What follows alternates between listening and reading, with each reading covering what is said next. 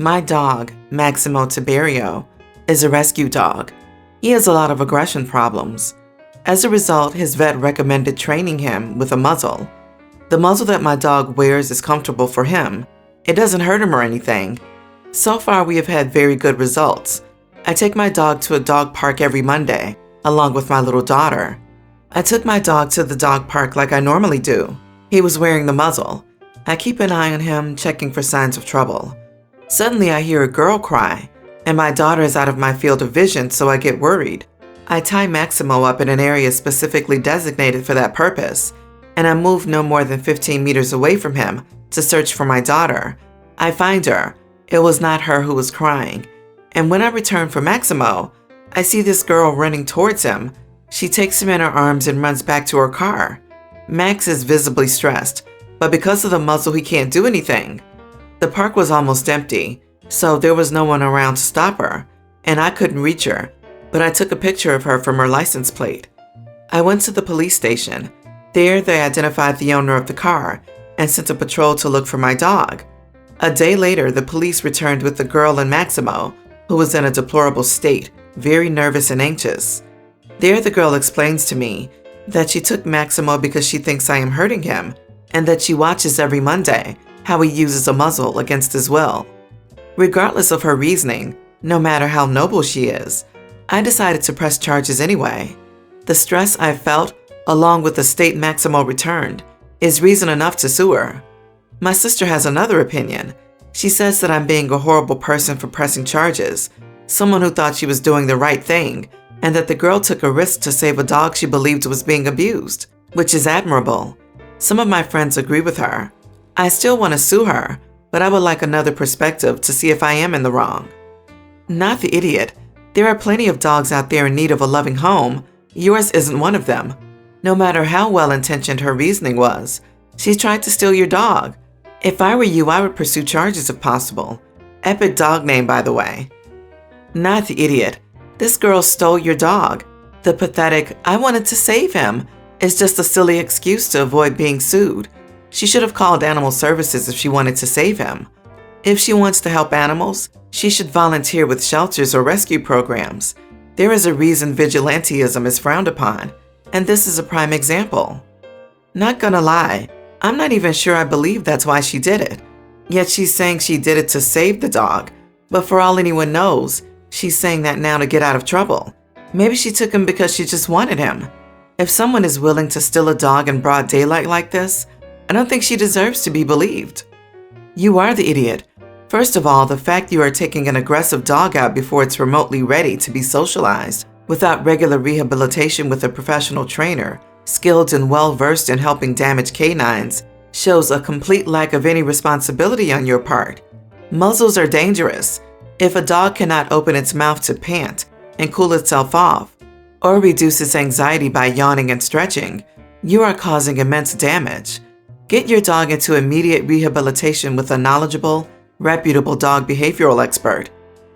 And you are the idiot, mainly because you decided that your ego trumps forgiveness, and you have entirely lost sight of the real issue at hand, which is 100% your responsibility to your dog's fundamental well-being. It would be best if you did not have a dog like this, seeing as you are incapable of managing its basic needs, nor capable of managing its rehabilitation. Rehome the dog to someone with expertise and get yourself a Chihuahua. You clearly cannot handle the responsibility. Not the idiot. The girl didn't think she was doing the right thing.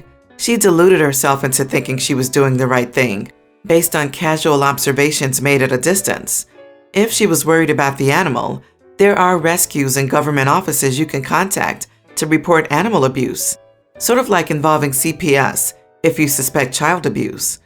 Imagine if this was a kid instead of a dog. If somebody takes away a child instead of calling CPS, pressing charges would be a no-brainer. That girl made an assumption and stole a dog based on that false assumption.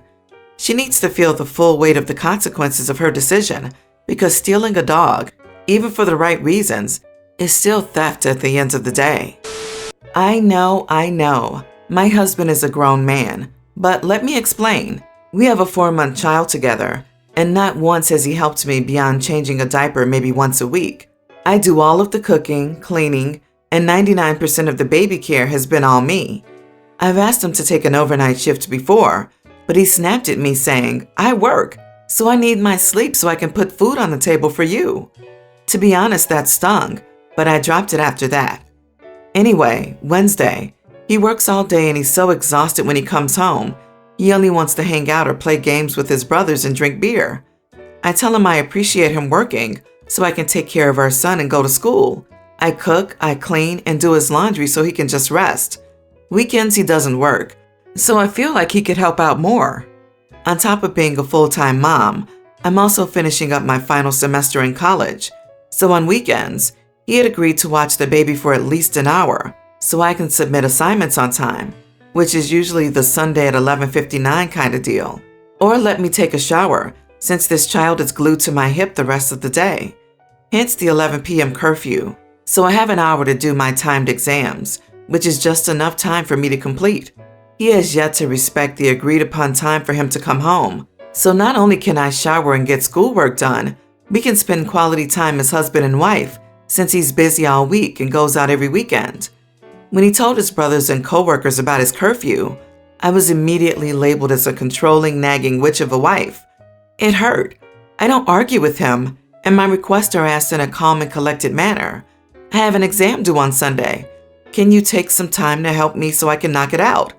I guess if you're not there, it's easy to assume. Despite that, he won't come home on weekends until 1 or 2 a.m., ignoring my texts when I remind him of my timed exams and homework, then snaps at me because I don't let him reward himself for working all week. I'm really hurt at the name calling. I pride myself in being laid back, flexible, and understanding. Am I the idiot? Should I just forget about the curfew? Not the idiot. Finish school, get a job, and get out. He's the damn father. He should take care of the kid just as much, for God's sake. So he gets all these breaks, but when do you get one? He would not be able to provide if you were not being a stay-at-home mom.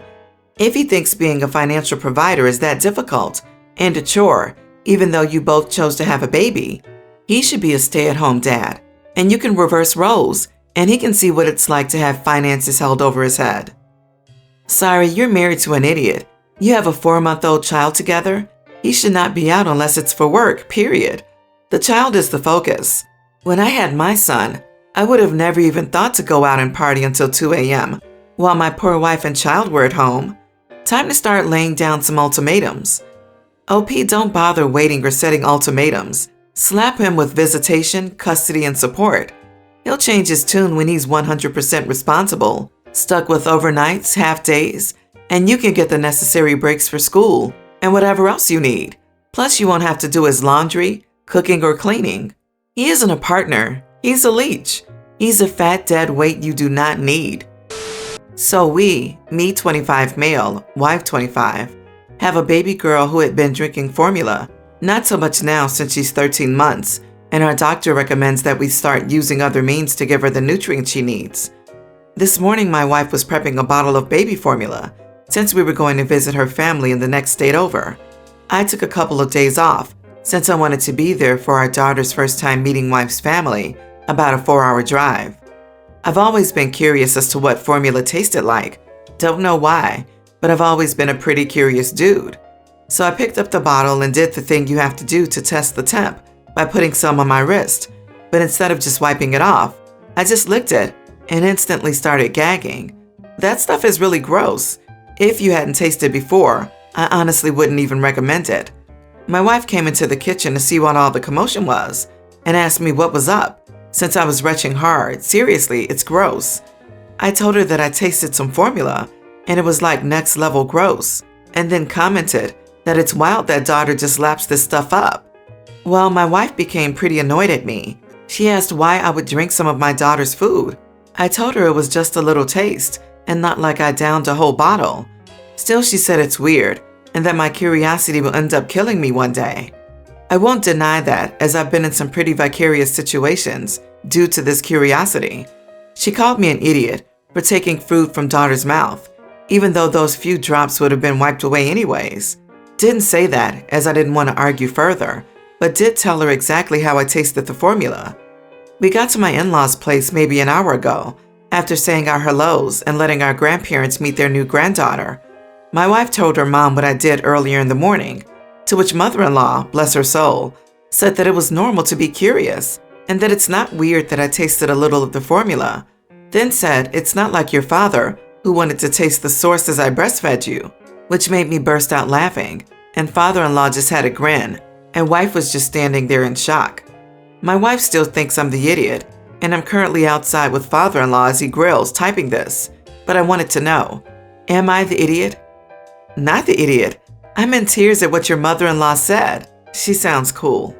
And yeah, I'd say it's pretty normal to want to taste the formula, although I've never done it and will take your word for it that it's gross. Not the idiot. It sounds like something else was on your wife's mind, and she was looking for something to be angry about. This seems like a massive overreaction on her part, because your curiosity here was pretty normal and safe. I find it strange if someone wouldn't taste something before feeding it to their baby. Just wait till you try those jars of pre-made puree toddler food. This is ridiculous, and an obvious not the idiot. Do you have any idea what your wife's problem is at this point? I mean, she seems prudish and oddly concerned about your kid getting 0.2 kcals less than usual, and it doesn't sound like she learned that from her parents. So this is a serious question. Is anything going on between you that makes her overly or easily angry at you? You must have done something else to tick her off today, because this is nothing. Since freshman year, I've had a plan. Get into one of my top college choices, and then spend the rest of the year having fun.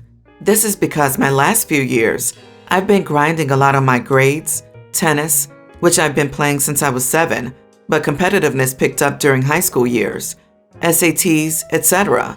So I'd want some time to chill during senior year. Most seniors do this anyways once they get into colleges. Usually colleges don't accept people until later in the school year, but I got recruited by one of my top choices for D1 tennis, meaning I'm more or less guaranteed admission if I keep my grades decent, so B's or better. If my grades dip below that, I would get rescinded. I've kept all A's for most of my high school year, but I calculated if I scored well on my test, I could maintain B's in my classes without turning in any assignments and thus have more free time. So I did just that this year so far, and most of my teachers are chill with it because they know I already got into a good college. My AP Calc teacher, on the other hand, is an idiot that decided it was unacceptable not to do the work, so he retroactively changed all the assignments to be worth more points. So now I had a D in the class. I complained to the principal because A, that's just unfair in general, retroactively changing stuff is dishonest, and B, that messes up my college chances. I framed it as mostly an issue rather than a bone, and also said it would look bad on the school if a student who was supposed to attend had been rescinded. The principal saw my side of this, and I'm sure other students complained as well, so it wasn't just me, and he made the teacher revert stuff back to the original. This clearly angered my calc teacher, and he's been acting passive-aggressive towards me. But I don't think I'm wrong. There's nothing wrong with chilling out a bit once I got into college. And besides, I was getting A's on the test and a B overall, which shows I understand the material. Plus, as I touched upon before, it's just unfair to change things retroactively. Am I the idiot? Not the idiot, but it's a bit sad that you feel like school is only for grades and not for learning. High school classes make the first 1.5 years of college so much easier, but your teacher was out of line. If that is how the system works, it isn't up to him to decide he doesn't like it. Everyone's the idiot here. You are correct that the teacher was wrong to change the grading rubric specifically to hurt you. That is unethical and unprofessional. You were right to complain, which is why your principal had your grade changed back. On the other hand, play dumb games, win dumb prizes. Your attitude, though, and ability to game the system is probably not going to serve you well in college or your job. It'll work well until it doesn't, and you will find that being right or presenting the most logical argument will not mean as much as you'd think. Everyone's the idiot here. A teacher can't change grading stuff mid-year because he doesn't like that some people can get around the rules. You shouldn't be getting passing grades by not completing homework. This is going to set you up for a massive failure as an adult. It'd be one thing if you were doing the homework in class. I used to do that. Complete all homework in class and not have any at home to do. But you're spoiled at this point, and it's going to set you up for a rude awakening. Actually working smart, not hard, is a valuable life skill. Sounds like OP is way ahead of the curve. My college experience was spent figuring out the same thing, and in no way will any college professor drop you if you're doing enough to pass by their standards, which is what OP is doing. Y'all sound like you worked hard, not smart, and think that's how it's supposed to be done, LOL. OP is not the idiot. Without going too heavy on the medical mumbo-jumbo talk, basically I'm physically disabled, wherein my left leg kinda drags. Not as bad as when I was a kid though, and is significantly weaker than the other. And my left arm just kinda dangles most of the time. I'm able to do about 95% of the things non-disabled people can do though. I'm 27, my girlfriend is 26. We live together. This fight started over her buying those thick Core Lights cans that I can't open. They're too big around, and she knows that. So we're sitting on the roof of our apartment drinking, and had to keep asking her to open these for me, since I can't get enough grip on it to then twist the top off. Finally, I don't know what the issue was, but she says, "You can start opening these yourself." That cut pretty deep, mainly because I thought it was well known what the issue was. I then said to her, "You're right, things could be a lot worse. I could be stuck with a big butt like you." So she lets it be known to me that she's not a fan of her big rear end, and she doesn't like it when her friends play it off as a bootay or thick. Her side is that she was trying to help to motivate me, and I opted for a low blow. This was Monday, and it's been an uncomfortable week. Everyone's the idiot here. Your girlfriend comment makes her an idiot. Guess what though? Someone being an idiot to you doesn't give you the right to be an idiot back. Yes, in those moments when we get angry or defensive, it can be hard not to lash back, but that is exactly what you need to train yourself not to do. Don't lash back. It would have been more appropriate to just directly say, "You have to know that I'm physically unable to open these myself, right? I find it downright offensive that you don't seem to know that." I think it gives you an excellent reason to return the same energy they gave you. She made a profoundly offensive ableist comment, and in my opinion, the insult he came back with was nowhere near as offensive as what she said. It's much worse because even after talking, she still doesn't understand why what she said was offensive because she was just motivating. I hate this thought process that just because you weren't able to be the bigger person, you're an idiot. Being the bigger person is a ridiculous, unrealistic standard to always uphold. OP is not the idiot. Not the idiot. She was trying to motivate you? To do what? Not have a disability anymore? You didn't exactly take the high road in your retort, but she needs to apologize first. You were justified to lash out after what she said. Yes, your low blow was low, but your comment wasn't on a disability or something she can't change.